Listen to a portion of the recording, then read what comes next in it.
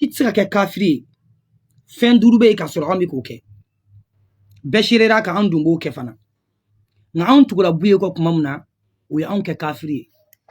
kuma muna an ko shakhsina Hamada Tijani radiyallahu anhu ko kan kafiri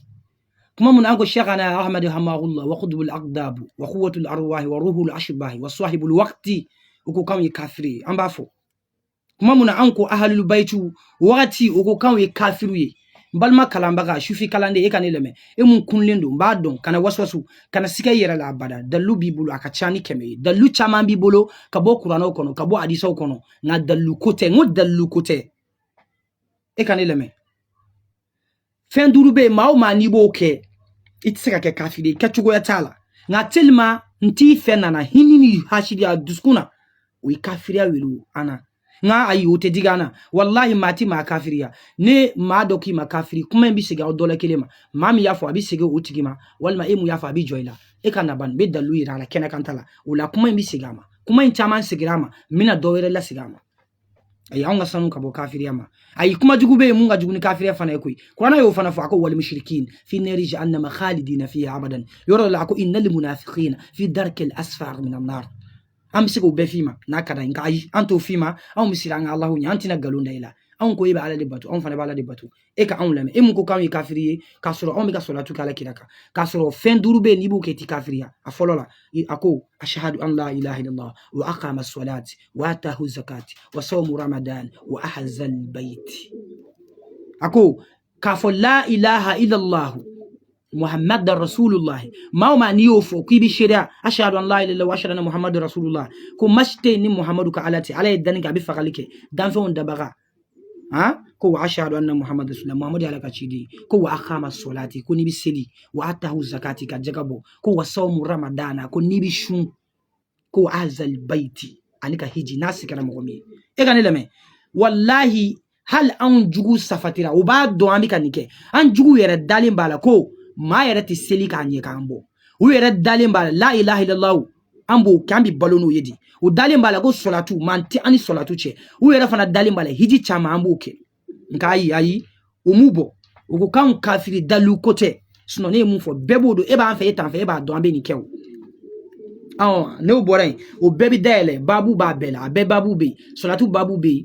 ona nyongona o na fo sun babu be siamu babu be zakatu babu menando no kono gaja mmo be jumena uko kan kafiri parce que antura buiko uko kan kafiri parce que ay nyamo kan ana nyamo ban ala yere de nyamo ke auna wa ala nyamo fembele muhammadu jinya be nyamo dan fembe al na majayi eni ko ketitu muhammadu ke bina ta yorom ni bafu wa mauma nyamo do bila menne ko ke ba on kele ni salatul fatiuri on si ça nasr dalu ko de salatul fatiula ala ko inna allaha wa malaikatahu yusalluna ala nabiy ya ayyuhallazina amanu sallu alaihi wa sallimu tasliman ko ali ala bi salatu ala kiraka ko ay meleka faraida ko bi salatu ala kiraka ako ya ayyuhallazina amanu wa minu limanera wa ni yoro la nafiki te seka salatu ke wa fasiki te se jahili te se abati ko ya ayyuhallazina amanu suno wakati mna bina meleka faraka ako wa malaikatu ama fo ka kede ko ubeka ubina faraka wa yake kabon donc enne jone bina akesisa wode bina kelli mane joyi wa an ya chamanke ne fana bi fen malo ya dabla ban ye dalu chaman soro sisan ko nangata dalu chaman soro la sisan kana yera bunya mai o shetana barai nangata bu yefi nangata tijani la hamawiya muhammadiya la nangata alul baiti do fi imana yoro soro alul baiti do fi hal ni alul baiti te islami yumando ala kira na gadema yakishirama tai ukan nka an simi yoro an ji yoro muhammad ibn shagana hamahullah o ne ma son obema ko salatul fatihu alame salatul fatihu yera bi damnen jume allahumma دعواهم فيها سبحانك اللهم ني قران ايي صلاه الفاتحه افلانا ويجمع كصلي على صلوا عليه وسلم تسليما ويقران هاي اسمنا يجمع اكو سيدنا وكان بالي لا كان اكو دون اكو وسيدا وحسورا والنبيا من الصالحين اننا يجمع يكون محمد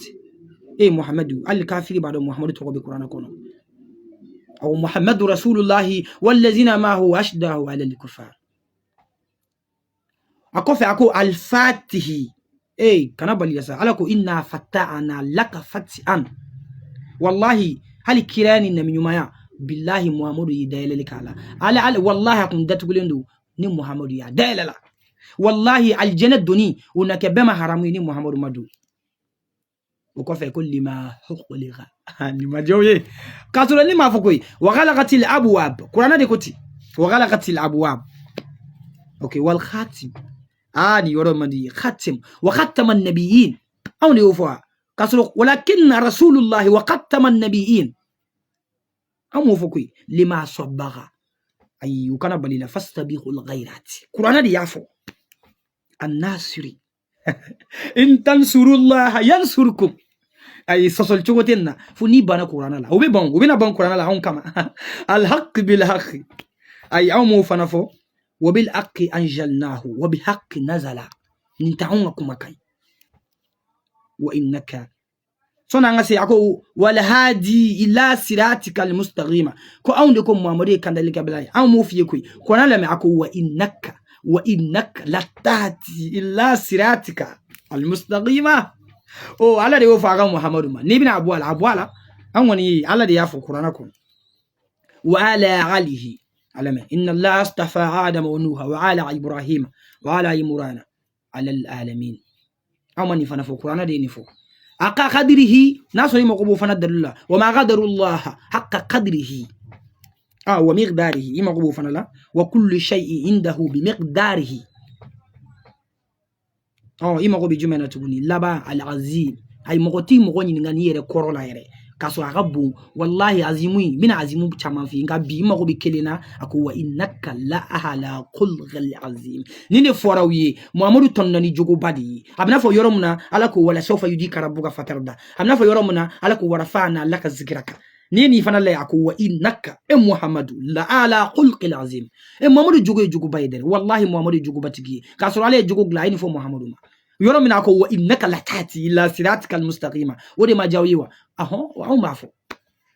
wala ni ko fedu dalu jume bibulu ka on kafiri balma shufi kalandiw era kunna yado dalu kote